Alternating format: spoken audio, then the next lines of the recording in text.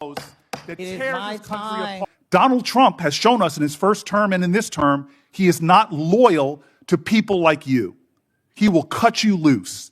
They call him the president's ultimate weapon, the man who will burn the FBI to the ground. Kash Patel believes he has reached the summit of power, but he is making a fatal mistake. He thinks he is the hunter, but in reality, he has just volunteered to be the prey. He has walked into a trap that has claimed every single man before him. He is not the new boss. He is the next sacrifice. History often gives us warnings that we ignore until it is too late. It was a prophecy delivered with deadly calm by Senator Cory Booker to Kash Patel. Looking directly into the eyes of the man poised to take over the FBI, Booker said, quote, "Donald Trump is not loyal to people like you. He will cut you loose." He is not loyal to people like you.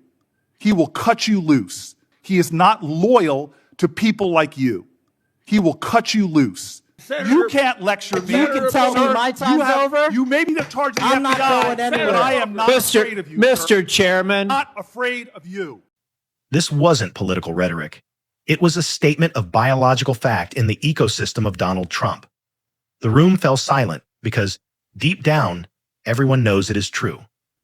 Patel sat there, wrapped in the arrogance of the moment, believing he is the conqueror. But Booker was looking at a dead man walking. He was explaining the fundamental law of Trump's universe. Loyalty is a one-way transaction. It flows upward to the leader, demanded in absolute terms, but it never, ever flows back down. To understand why Patel is doomed, we have to dissect the psychology of the true believer. Men like Kash Patel suffer from a specific kind of hubris. They believe they are the exception. They look at the bodies of the men who came before them and think they were weak. They didn't understand him like I do. I am different. Patel believes that his willingness to break every norm, to shatter the institutions, and to wage war on the so-called deep state makes him indispensable. He sees himself as a partner in power, a protected asset. But he is misreading the situation entirely. To Donald Trump, Kash Patel is not a partner. He is a tool. He is a sledgehammer. And you do not have an emotional attachment to a sledgehammer. You use it to break down the wall, and when the handle snaps, or when the dust gets too thick, you throw it in the trash and buy a new one. Patel is currently useful because he is willing to do the dirty work that no one else will touch. But utility is not the Senator Booker's warning is written in blood across the last decade of American politics.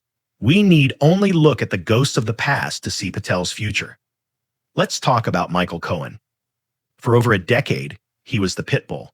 He famously said he would take a bullet for the boss. He threatened journalists. He paid off scandals. He buried the bodies. And what was his reward? When the legal pressure mounted, he was cast aside like a used wrapper. He went to federal prison alone, bankrupt and broken, while the man he served claimed he barely knew him. Then there is Jeff Sessions, the first United States senator to endorse Donald Trump, a man who gave the movement legitimacy when everyone else treated it as a joke. He was the ultimate loyalist. But the moment he followed the rule of law and recused himself from an investigation, he became an enemy. He was humiliated publicly, mocked on Twitter on a daily basis, and fired unceremoniously. His years of service meant absolutely nothing the moment he became inconvenient. And we cannot forget Mike Pence, a man who stood in the shadow for 4 years, nodding in agreement, absorbing every scandal with a stoic face. He gave everything to the administration. Yet, on January 6th, when he refused to violate the Constitution, the loyalty evaporated instantly. The mob built gallows for him, and the president watched it happen on television. If a vice president can be marked for destruction, what chance does an FBI director have? Here is the mechanism of Patel's inevitable destruction. It is a trap. He is being sent into the FBI with a mandate to purge, to punish, and to politicize. He will be asked to cross legal lines. He will be asked to weaponize the agency against political rivals. And for a while, the president will cheer him on. But eventually, the system will push back. Subpoenas will fly.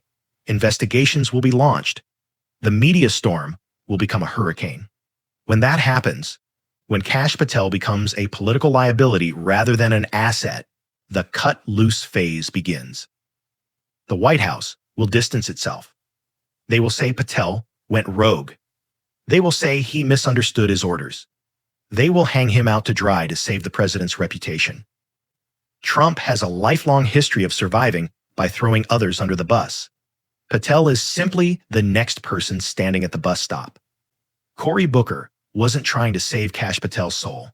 He was writing his political obituary. The irony is tragic. Patel is currently destroying the very safeguards and protections that he will desperately need in 2 or 3 years. He is dismantling the rule of law to serve a master who acknowledges no law. When the protection is pulled away, Patel will find himself alone in the cold, facing the consequences of his actions without a shield. The tragedy of the sycophant is that they never see the knife coming until it is already in their back.